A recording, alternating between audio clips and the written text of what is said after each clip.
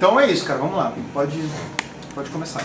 Bem, meu nome é Juliano Fernandes, mais conhecido pelos não amigos, digamos assim, só como Hopper, DJ Hopper. Eu toco há 13 anos como DJ e como roqueiro eu acho que eu tenho 40 anos de rock, bem mais que a época de DJ.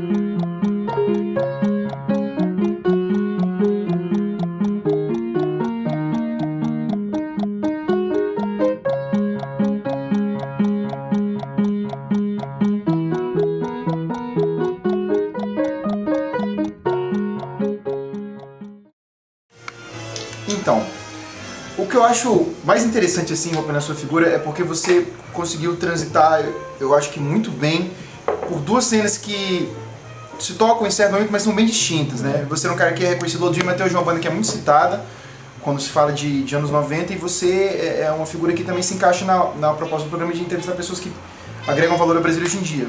Você é um cara que todo mundo reconhece como um grande DJ.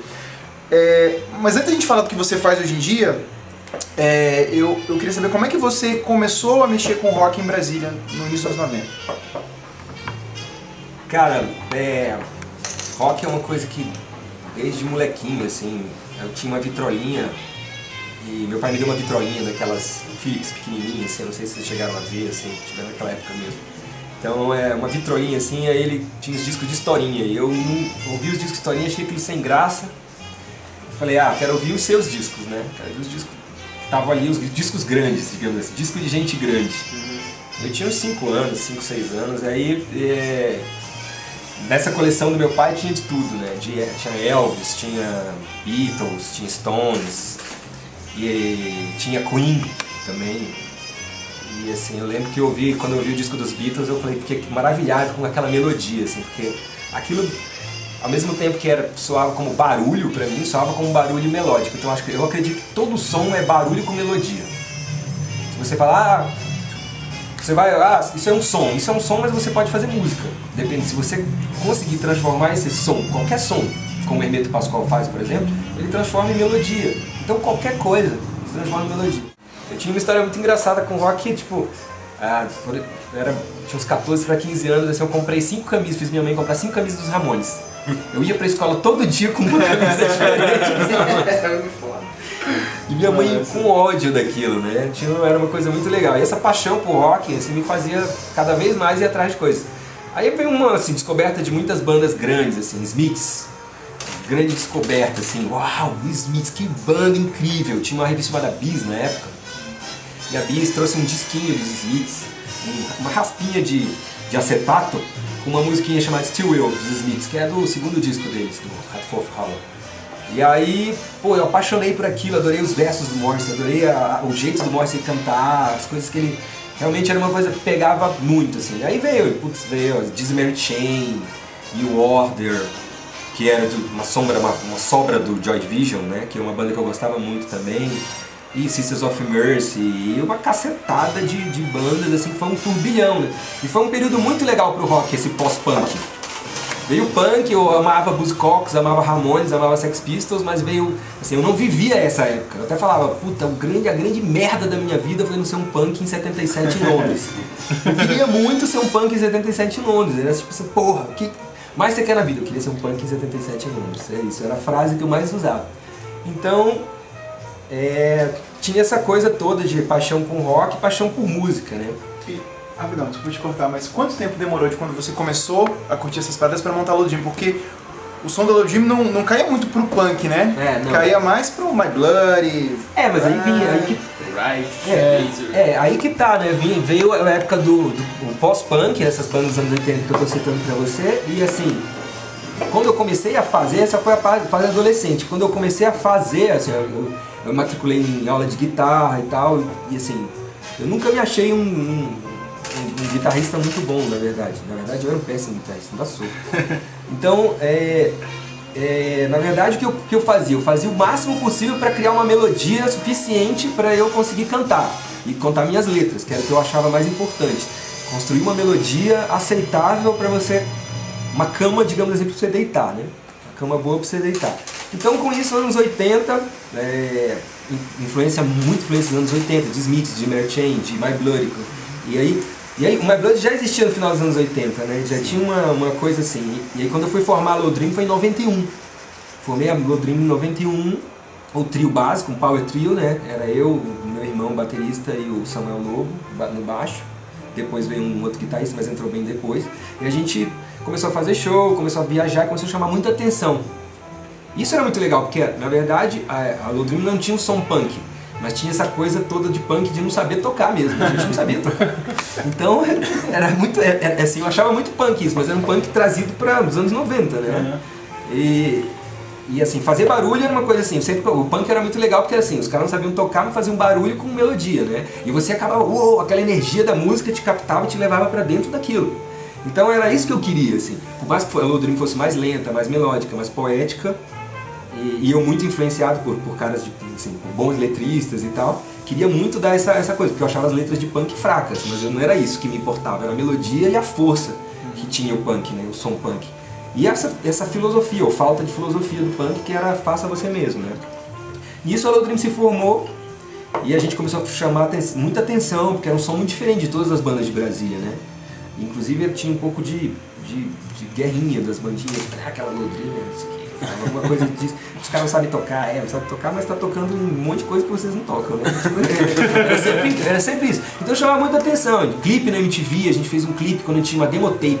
A MTV tinha acabado de chegar no Brasil, a gente fez uma demo tape e fez um clipe lindo no CPC do UNB, com o Zé Eduardo Belmonte, que é hoje um grande cineasta aí. E a partir disso, cara, chamou muita atenção e assim, e a gente tava na mesma geração de Raimundos e eu era muito ligado aos Raimundos por causa que eu tinha estudado nos mesmos colégios que o Rodolfo, a gente estudava junto, era amigo de colégio mesmo. Então tinha uma amizade grande e tal, eu era amigo de uma galera. Então as bandas eram muito diferentes, mas a gente tinha esse respeito, assim, tipo, você toca o seu som, mas todo mundo toca o seu som e pronto. E a gente era essa coisa de amizade e nessa a gente foi levando a banda e, lançamos o primeiro disco com a Rock, do Dado Villa-Lobos. Imagina pra mim, assim, sempre fui um fã da Legião, ir pro Rio bancado pelo Dado e do aeroporto pro apartamento dele para assinar o contrato da Low Dream, pra Low Dream lançar um disco de um cara que era meu ídolo, assim, né? Cara, isso era 94? Isso foi em 94. 94 e 95, né? Mais ou menos esse período. Aí em 95 a gente chegou a gravar o disco, o disco era pra ter saído em 94, então foi em 93. Aí atrasou um ano, o disco saiu em 95. Quando o disco saiu, a gente já tinha praticamente a pré-produção do próximo pronta. Porque eles atrasaram muito, assim, foi um atraso com material gráfico que atrapalhou muito o lançamento disso. Isso, inclusive, é um dos grandes motivos de eu achar que foi no tempo errado o disco, entendeu? O disco devia ter saído um ano antes. Quando ele saiu, pra mim, ele estava defasado. O som da Low Dream já era outro. O som da Low Dream já tinha se aperfeiçoado. Eu já tinha virado um guitarrista um pouquinho melhor. Um pouquinho. Por que você saiu do seu? Porque demorou um ano para lançar o nosso disco e assim, quando eles lançaram, eles não tinham estrutura para divulgar mais. Eles tinham, porque um ano antes eles tinham estrutura para divulgar pela EMI. A EMI ia distribuir os discos no Brasil. Um ano depois, quando eles foram lançar, a EMI largou, tipo, vou colocar o disco de vocês no Carrefour. E aí as pessoas não iam no Carrefour buscar o disco. Quem passava por lá e viu o disco tomava um choque, né? Então a gente fez até uma técnica muito legal. A gente ia até o Carrefour e comprava os discos da gente por um preço muito baixo, porque a gente comprava vários, assim, e a gente levava para lojas que importavam. Assim, a gente, por exemplo, ia para Berlim discos ali no Konick e revendia para o dono da Berlim o disco, para ter onde o público que a gente achava que era o nosso público pudesse encontrar o disco. Funcionou? Funcionou, esgotaram os discos. A gente esgotou 5 mil discos em 6 meses. Eu acho que funcionou muito bem. Então, era um esquema que a gente fazia. E a gente vendia muito pelo correio também. As pessoas não conseguiam encontrar na sua loja no interior do Piripiri, sei lá de onde. E a gente mandava pelo correio. Isso é uma coisa engraçada. A semana passada o Rafa Bugega veio aqui e a gente falou exatamente sobre essa questão do time. Você acha que nesse período da década de 90 as gravadoras não sabiam o que fazer com as bandas? Não. Isso era uma coisa muito nova, indie, assim, esse som indie. não passava assim na MTV, tinha programas específicos assim da MTV, tinha um lado B, ou não sei o que, um programa, tipo determinados horários que podiam passar esse programa. Então era mais de um público muito específico, muito segmentado e muito informado de música, principalmente. Esse era o meu grande orgulho. Quem gostava da minha banda e quem gostava de bandas parecidas, ou bandas que eu gostava, era um público que eu sabia que era um público que buscava informação musical. Que era um público que não tava ali, tipo, eu vou na prateleira e acho qualquer coisa e levo pra casa. Não era isso. O cara era um cara apaixonado, chegava a ser xiita até. Assim, eu tomava até... Teve assim, episódios que eu fiquei meio assustado com o tanto de paixão de algumas pessoas por esse tipo de coisa, entendeu? Chegava a ser doente. Então, na época as gravadoras não sabiam muito bem o que fazer com esse som e com bandas que tinham esse som, assim. Senão o Second Coming seria uma banda incrível, que pra mim eles eram, assim, muito maiores que a gente, muito melhores e faziam uma coisa, um som de outro mundo. Então, teve esse período, assim, gravadoras não sabiam o que fazer, era um período meio que de transição, e a Lodrin estava ali, fazendo show. E o que dá grana, assim, por mais que você... tem esse negócio que dá grana pra banda é show, cara. O negócio de lançar disco é pra você vender coisa, porque todo mundo pirateia, todo mundo faz o diabo, copia o teu disco, faz qualquer coisa, e acaba, assim, comprando disquinho, mas a gravadora pega a maior parte do lucro do disco, né? Você pega uma parte muito menor. O disco, na verdade, pra você conseguir show, e tá tocando ali e fazer o show. O show você ganha grana e faz o teu pé de meia ali, né? Faz teu esquema. Eu acho que isso não mudou não, cara. Eu vejo assim a cena de rock hoje em dia, continuo vendo a mesma coisa. Então... Antes que vai fita cassete, hoje em dia baixa a música, né? Hoje você baixa no MP3. Antes você pegava e copiava um disco em fita cassete e ficava ouvindo em casa sem comprá-lo, né? A fita cassete era muito baratinha e você comprava e fazia assim, claro, com menor qualidade. Mas ninguém ligava muito pra isso não, de não ter uma qualidade incrível pra ouvir música. Acho que as pessoas estavam mais importando ter acesso, né? Ter acesso àquilo, né? Eu mesmo quase esbofeteei um cara porque ele tinha um disco dos Smiths em cassete e eu não tinha esse disco, eu queria matar o cara. Mais tem uma pergunta? Pergunta da plateia. Plateia participante. Juliano, eu lembro, cara, que assim, você é uma das poucas pessoas desse programa que é da mesma geração que eu, né? Então as memórias são comuns. Eu lembro que vocês tinham uma relação muito legal com os fãs de vocês, assim. E hoje em dia uma coisa que eu critico na maioria das bandas, até bandas independentes que deveriam estar próximas dos fãs, inclusive com a facilidade da internet, e numa época pré-internet, nos anos 90, você já tinha uma relação legal. Como é que eles têm alguma história interessante? Era por carta? Como é que era esse contato, assim? Cara, eu era fã dos nossos fãs, é incrível, assim, eu tinha uma coisa muito legal, porque eu sempre admirei o cara que buscava informação. Pô, o cara, às vezes o cara é burro, o cara só é burro se ele não buscar informação, cara, porque tá ali na frente dele, se ele fizer um mínimo de movimento, ele consegue se informar e tá, assim, ligado no que tá ao redor dele. Então, na verdade eu era muito fã disso, do cara que, pô, o cara vai lá, perde o tempo dele, escreve uma carta pra mim, olha, cara, eu gosto do seu som, eu sou fã do teu trabalho, então eu achava isso demais, assim. Então eu achava uma falta de respeito você não respeitar esse cara. Então eu realmente respondia pra ele, respondia todas as cartas, e eram milhares de cartas toda semana, cara. O carteiro falava, meu irmão... Perto já do fim, né, já tava numa época que tava descontrole total e assim... E meu interesse pelas bandas de rock estava diminuindo, eu estava mais interessado em música eletrônica mesmo, porque eu achava que a vanguarda de música... O que me atraía no rock? Os caras que faziam a vanguarda, os indies eram os caras da vanguarda na época. O que era pop comum eu não gostava, eu falava, pô, isso é chato, não tem emoção nisso. O que eu gostava era da vanguarda musical, estava no rock indie, no Ride, no My Bloody Valentine, sabe? No House of Love, e milhões de outras bandas lá que eu gostava muito, e ainda gosto.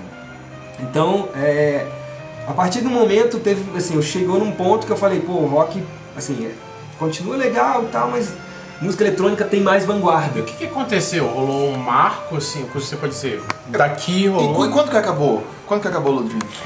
A Lodrin nunca, a banda nunca anunciou o fim oficialmente, nunca. Nunca a gente chegou e disse, a banda acabou.